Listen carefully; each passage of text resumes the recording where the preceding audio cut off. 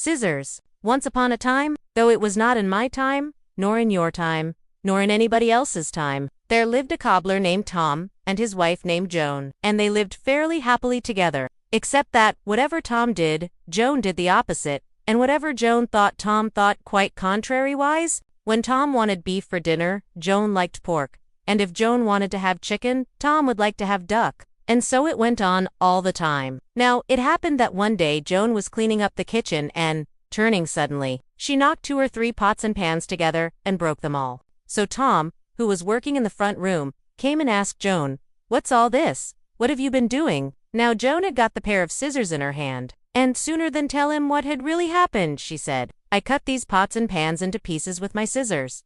"What?" said Tom. "Cut pottery with your scissors. You nonsensical woman. You can't do it." "I tell you, I did with my scissors." "You couldn't." "I did." "You couldn't." "I did." "Couldn't." "Did." "Did." "Couldn't." "Did."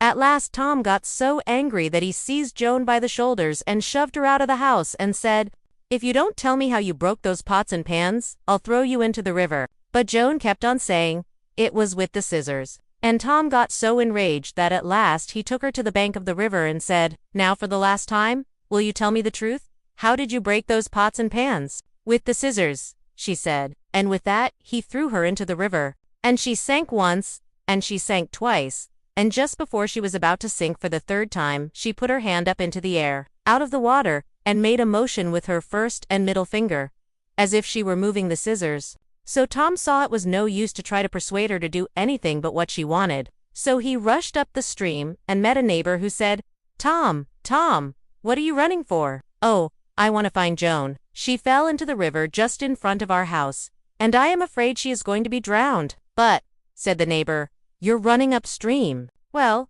said Tom, "Joan always went contrary-wise, whatever happened, and so he never found her in time to save her." The end.